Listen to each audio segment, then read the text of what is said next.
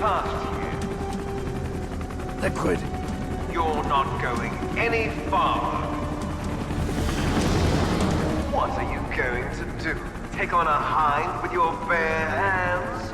Now you're mine!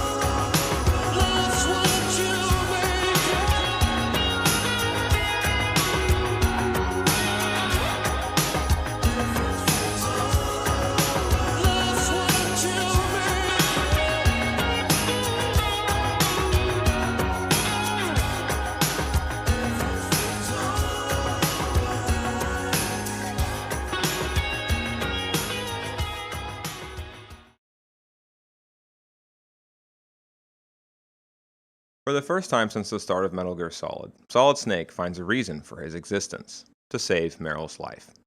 But doing so will require Herculean feats of strength, determination, and endurance in one of the most action-packed sections of the game. Snake forces his way up the communications tower while fighting off an entire enemy force, only for Liquid to show up in his gunship.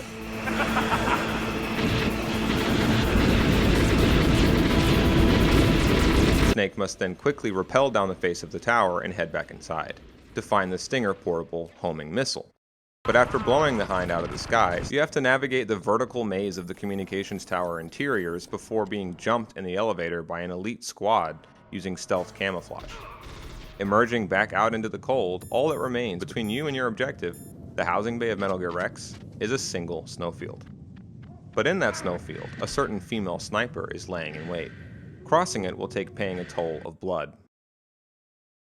Bosses in MGS1 introduce themselves to us through gameplay. Boss fights in this game, as we've seen over and over again, are almost always functions of storytelling and characterization. Meryl, stand right where he can see you and throw your brains out. The Snowfield battle with Sniper Wolf has some mechanical similarities to the rooftop battle with Liquid's Hind. These boss fights show the benefits of real-time 3D in action. In many early 3D games, dimensional depth was often a carefully crafted illusion even the slightest change in camera angles would destroy. To a degree, MGS1 still plays like a game stuck between 2D and 3. But when it comes to visual perspective, in the fully realized world of Metal Gear Solid, there are always more points of view, literally, than the one you're currently seeing through. That's why it's possible to instantly pop from third person to first when using weapons like the PSG-1, the Nikita, or the Stinger. When asked what about Metal Gear Solid made him the proudest, Assistant Director Yoshikazu Matsuhana said the following: "If you look at the game, you get the feeling that the characters are really alive. The guards slouch forward while sleeping and even yawn. When you defeat the bosses, they don't just fall over and die straight away. You can see the blood flowing from their body. Recently, there have been a lot of games where you just shoot the enemy as if it's a polygon target. But in MGS, you can see that the enemies are real people."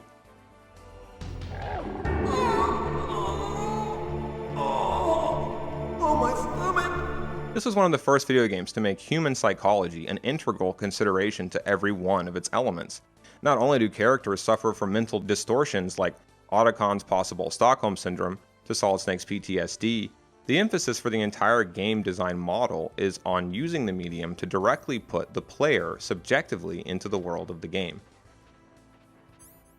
Snake, it's been a long time since you saved your game. Yeah? So what? If your body can't survive the torture, it'll be game over. You really want to travel down that long road again? Notice, for example, many of Metal Gear Solid's fourth wall breaks are reactions to player choice, leaving us with a sense of having caused things to happen in the game world. Think about how you had to use the back of the CD case in the real world to figure out Meryl's codec frequency. While doubling as an anti-piracy measure, the real-world object CD case's importance to Snake's virtual mission exemplifies the way in which Metal Gear Solid sets out to blur the line between the game's content in of itself and your experience of it. This is part of the design philosophy of digital fusion, because in those moments of fusion between interactivity and story, the game stops portraying events neutrally. Interactivity becomes a metaphor for subjective experience. We're brought into the game's world through tactile and psychological feel. No one but you will be able to hear it. Moments like these in Metal Gear Solid exploded the era's distinction between story as a series of objective events and gameplay as a series of subjective interactions, by demonstrating each could function as part of the other, complementing rather than conflicting. 結局そのゲームアクションゲームなのでどういう攻撃方法でどういう対処をしてプレイヤーが、こうならばこういう攻撃をしようっていうそこのゲームデザインと重要なのはそのキャラクターの、相性っていうのがゲームなのでここが一番重要なので両方を並行して考えます。だから、ボス的なキャラクターそれは人相とか、体格とか、人種とかそれまで生きてきた人生の背景とかと同時に彼がどういう攻撃をしてプレイヤーとどう遊ばせるかっていうのを並行して考えて、作り上げていくっていうところなんでここはまあ映画とは全然違う。 Every boss scenario in Metal Gear Solid comes with its own rules, own unique rhythm. These differences between the boss fight mechanics mirror the differences between the boss characters themselves. Engaging with what feels to be a totally unique personality each time gives us an impression that we're getting to know these characters directly by fighting them, to make them feel more real and immediate than any dialogue would have. Interactivity is used by the game to place the player firmly and imminently within its world. Where are my things? Oh, don't worry. They're all there.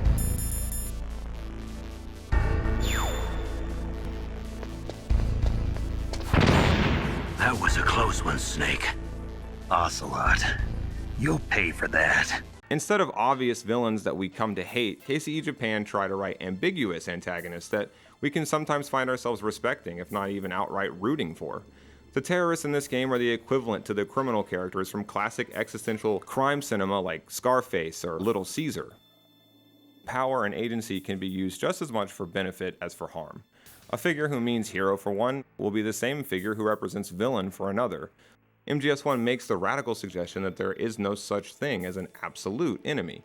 In this respect for human life, MGS1 could be described as humanist. MGS1 takes pains to humanize its entire cast of characters, down to a mechanical level as much as narrative.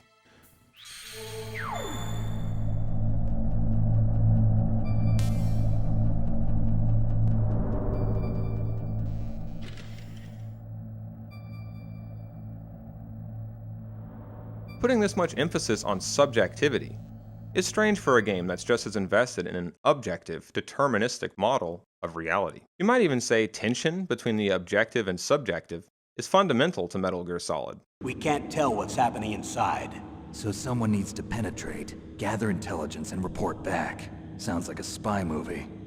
We might even think of this section as embodying the conflict between the objective and the subjective. By the way, the communications tower is used as one giant set piece. This section on a walkway high in the air is the coldest area we've been to in the game. As a result, the door is iced over, the wind howls, and the snow cascades down like crazy. And meanwhile, inside the tower, there's loud echoes to every footstep. The muffled wind outside fills the area with a sense of atmosphere and space, and the low lighting lends a sense of foreboding and dread. Finally, the seemingly endless flights of stairs give the building a solid sense of height. What I love about the rope rappel scene is how it's basically a stripped-down microcosm for the game at large. Evasion, asymmetrical combat, and escape. All three are combined, both mechanically and visually, in this action sequence. And the way the physical dimensions of the game world get utilized here by making the communications tower one big set piece also feels like a reassertion of the game's core design principles. There are many more callbacks to the MSX era throughout this section too, but they seem poised to suggest that the old Snake isn't just back, not unlike the graphics and game design of the series itself, that Snake has evolved. Grown, even. After all, details are present here that were impossible on the MSX. The whole rope rappel sequence is built around depth and dimensionality, since Snake has to kick off the wall and can only land on protruding metal beams to steady himself, while hot steam generated by bullet punctures in the piping scald you to add another dimension that the MSX era mostly lacked: temperature. It lends the entire experience a necessary sense of dynamic scale, but just as necessarily a sense of physical struggle against the cold and unfeeling environment of an objective universe.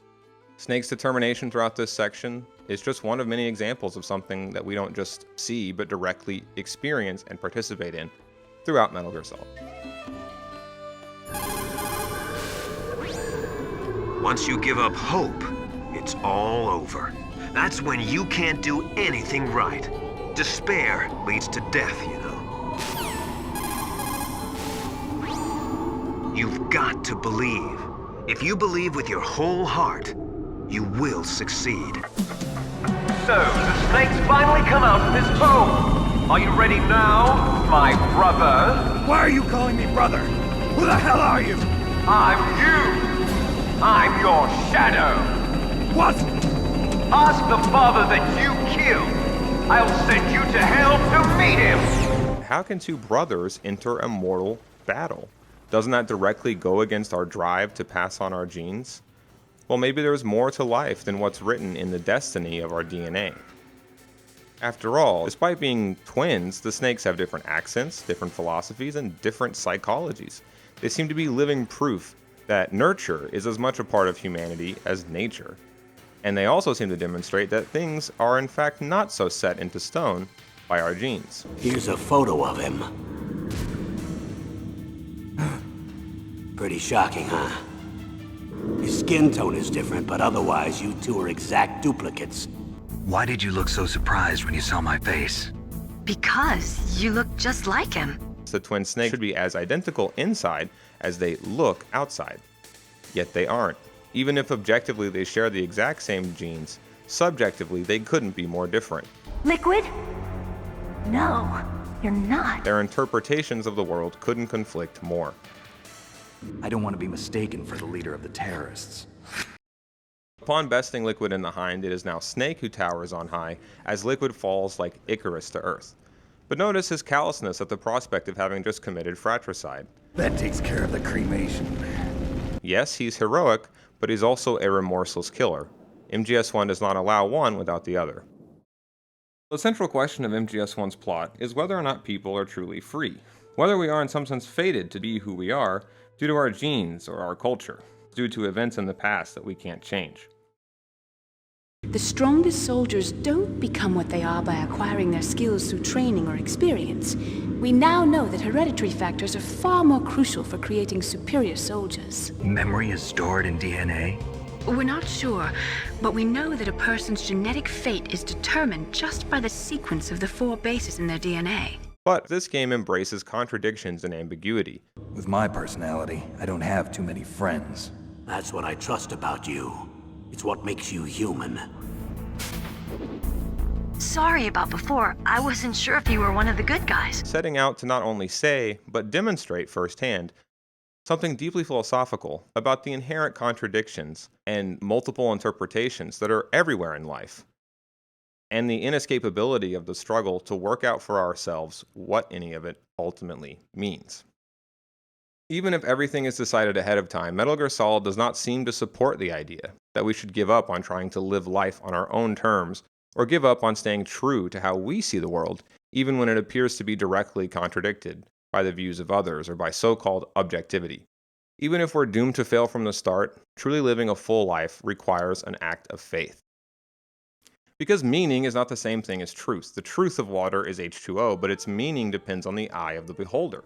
Water can be used to symbolize all sorts of different things, where one person sees a relaxing bath, another sees drowning to death. Asking what water ultimately means or symbolizes doesn't really make sense as a statement. Meaning lacks an official or objective dimension.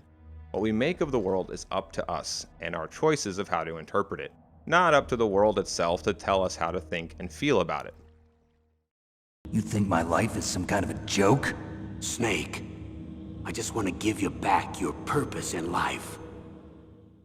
One way of describing determinism, the philosophy we discussed last time, would be with the phrase, essence precedes existence. In other words, that we have our essences, defined for us before we exist.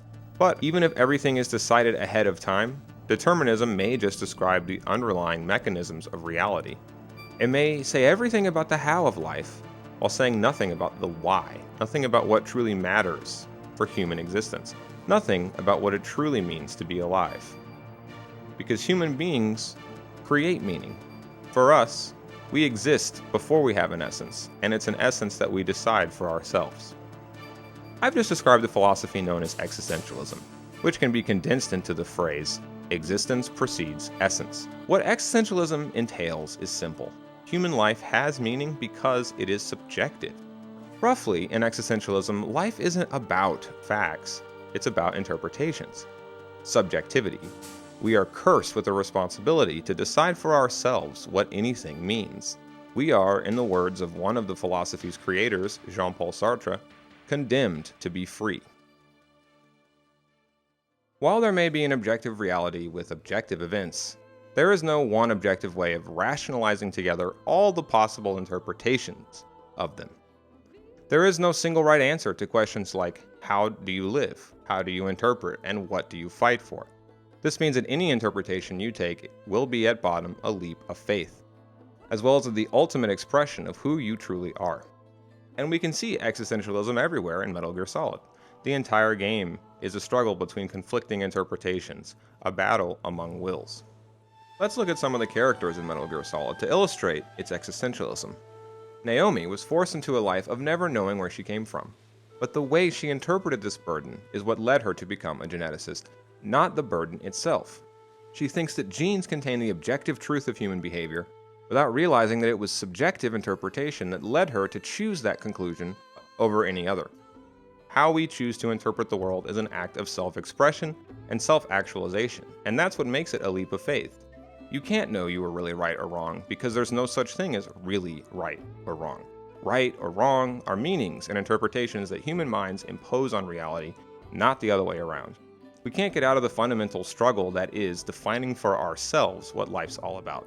That struggle in the absence of a predefined meaning is what makes human life worth living in the first place. Even if our universe and everything that happens in it is nothing more than one big chain reaction that was first set into motion by the Big Bang, that only describes the objective world. And according to existentialism, by definition, human life is lived subjectively. It isn't something that can be looked up like answers to a test. There is dignity and meaning and multiplicity to human life. There is a freedom and an open-endedness to its subjective experiences. All the characters in MGS1 are searching for their family, for their past, and for their truth. I want to know who I am, what I'm capable of. I want to know why I've lived the way I've lived until now. A fight to the death with you. Only in that can my soul find respite.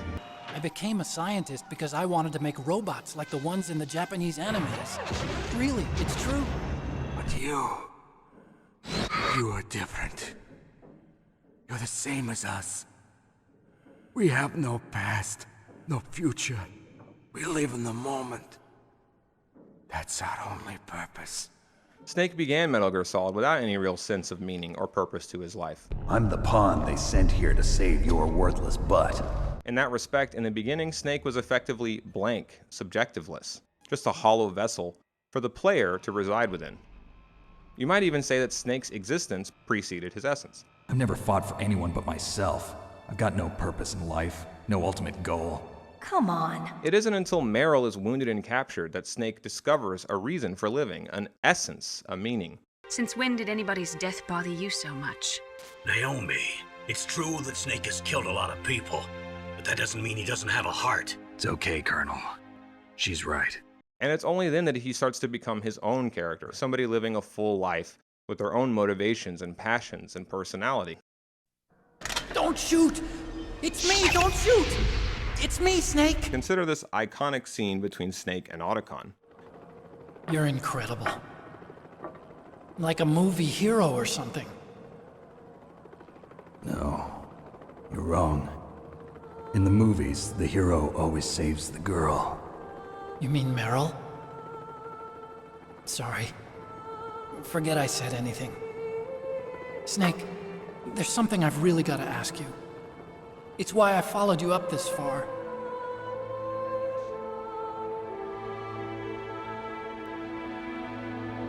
you ever loved someone? That's what you came to ask? No, I mean, I was wondering if even soldiers fall in love. What are you trying to say? I want to ask you, do you think love can bloom even on a battlefield? Yeah, I do. I think at any time, any place, people can fall in love with each other. But if you love someone, you have to be able to protect them. I think so too. I have a favor to ask. Uh-oh. Don't worry, it'll be easy. I told you before I don't want to hurt anyone. I don't want you to either. Okay. The elevator is stopped down there. I want you to get it to move. Snake's character arc has entered its next major phase, the hero reborn. For the first time since the start of the game, Snake's developing his own agency and a will to live. The extreme physicality of the communications tower sequence really conveys the sense of Snake being pushed to his mental and physical limits. Yet in the face of what's all but certain failure, the man who makes the impossible possible pushes on, no longer apathetic, no longer lacking a reason to live. You couldn't have two perspectives further apart, Hal's in love while Snake's in grief. And neither are actually talking about the same woman. Yet Snake's words about Meryl could, thanks to their vagueness, and thanks to the inherent open-ended ambiguity of language itself, apply to anyone. The meaning of the words aren't in the words themselves, but in the subjective eye, ear, and mouth of the interpreter. Interpretation itself is a subjective and human phenomena, and since it lacks objectivity, interpretation is free, according to existentialism. This philosophy restores dignity and validity to human experiences in the absence of God. But as we'll see in Metal Gear Solid, this isn't a total freedom. I was a fool. I'm such a fool. To be sure, it isn't the doctrine that we have the agency of superheroes to become masters of our reality, nor is it the doctrine that we are all completely responsible for everything that happens to us. This isn't moral relativism per se. It's not the idea that one interpretation is just as good as any other. Rather, existentialism is inherently a political philosophy. It's the view that the future remains undefined, both for you, but also for those whose interpretations conflict with yours. Is that your opinion as a Kurd? I don't know what the hell my genes look like, and I don't care. I operate on instinct. Like an animal? I'm going to save Meryl. I don't need an excuse. Okay. And I'm not doing it for someone else either. I'm gonna save Meryl for myself. In a way, Snake's love, or at the very least his respect, blooms for Wolf, ironically on the very battlefield that he kills her on.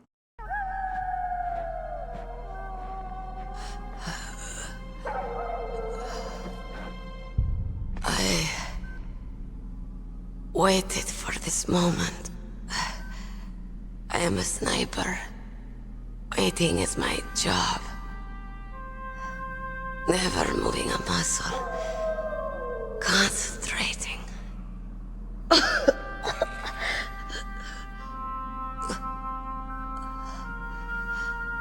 I am Longshot. You cannot save me. Please. Just finish me quick. I am a Kurd. I have always dreamed of a peaceful place like this. A Kurd? So that's why you're called Wolf. I was born on the battlefield. Raised on the battlefield. Gunfire, sirens, and screams. They were my lullabies. Hunted like dogs, day after day.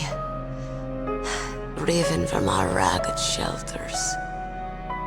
That was my life. Each morning I'd wake up and find a few more of my family or friends dead beside me. I'd stare at the morning sun and pray to make it through the day. The governments of the world turned a blind eye to our misery. But then, he appeared. My hero. Saladin. He took me away from all that. Saladin? You mean Big Boss? I became a sniper. Hidden, watching everything through a rifle's scope.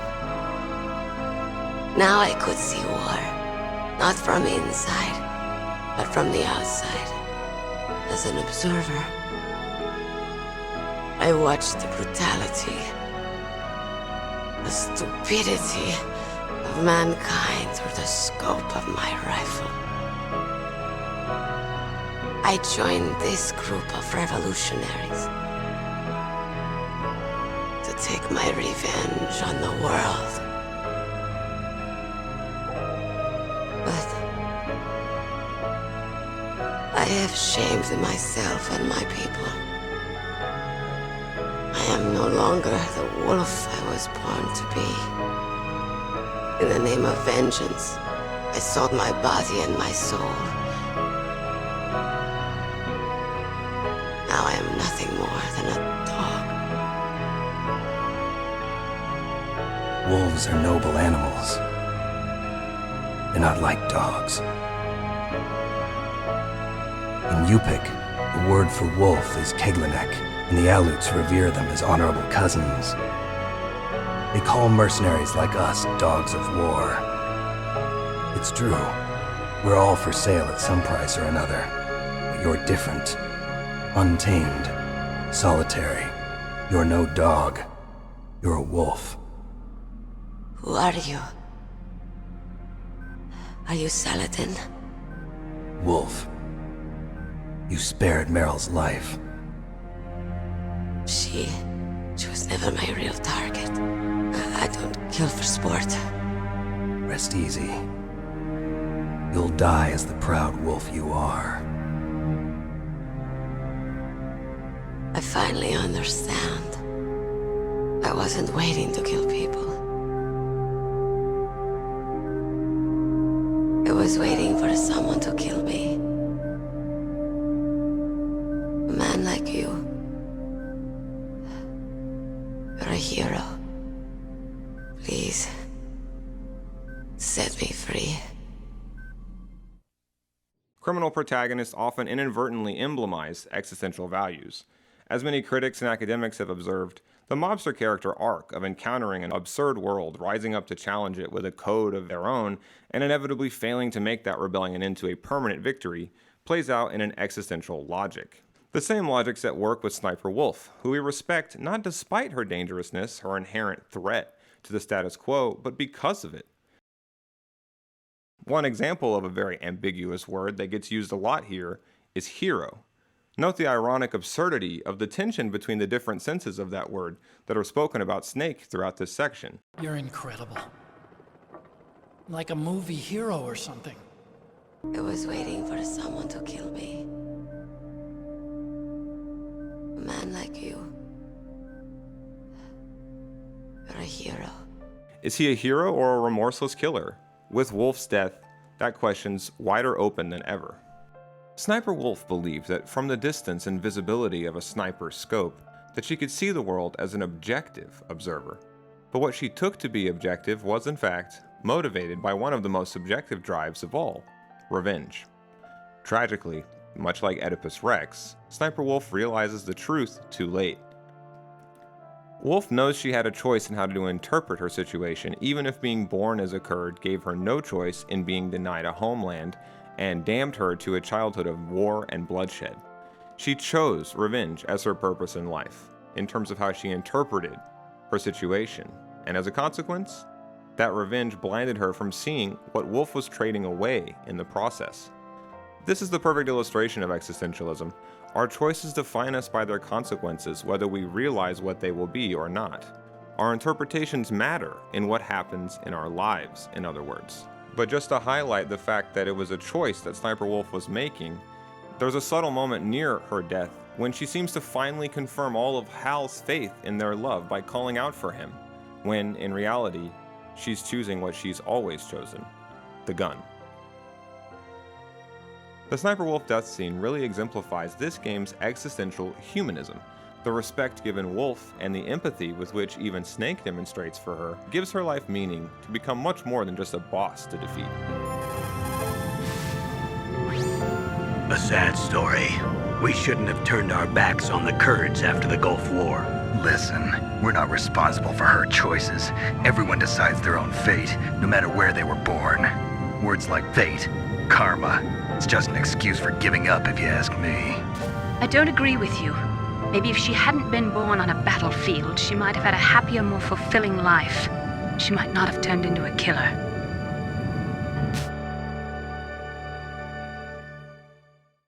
Existentialism is never accepting that the future can't be changed. MGS1 was actually criticized in its initial IGN review for its anti-nuke message and themes. And sadly, the one aspect nearly every one of its imitators fail to imitate is its deeper socio-political commentary and philosophical depth. It seems hardly coincidental that the one codec contact you can miss entirely is the most openly political character, Nastasha. Part of respecting multiple realizability in existentialism is leaving room to be ignored entirely. MGS1 itself, in other words, represents a huge leap of faith all of its own. Faith in the player that we can be trusted to make up our own minds. I'll let you decide the best COA. I'm counting on you, Snake.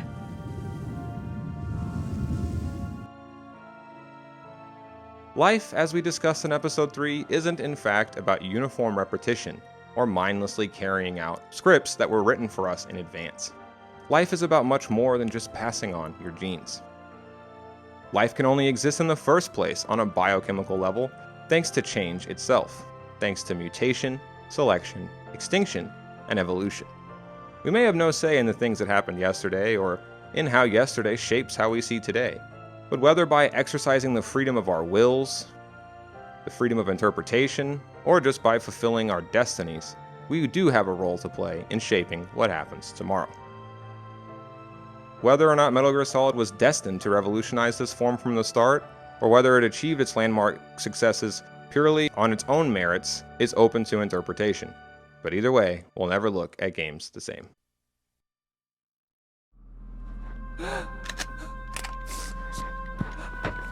Why?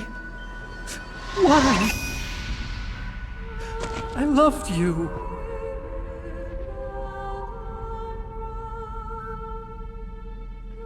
What is it? My gun. Give it to me. She's part of me.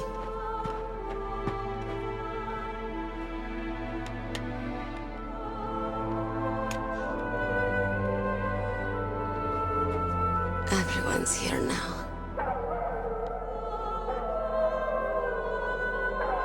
Oh, okay, hero. Set me free.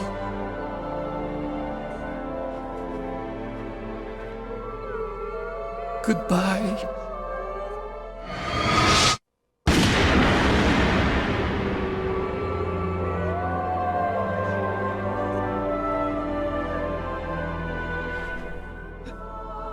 Snake, you said that love could bloom on the battlefield. But I couldn't save her. What are you doing? Returning it to its owner. I don't need a handkerchief. Why? I don't have any more tears to shed. I'm going to the underground base. We're out of time. I know. You'll have to protect yourself now. Don't trust anyone. Yeah. If I can't stop Metal Gear, this whole place will probably be bombed to hell. Yeah. We might not meet again. I'll hang on to my codec. I want to keep helping. You can leave anytime. Get a head start. A head start on your new life.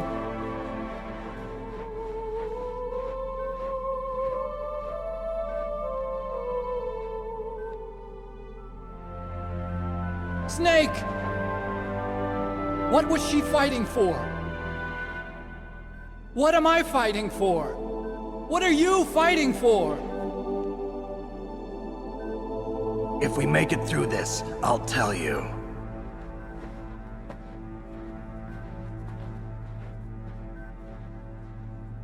Okay. I'll be searching too.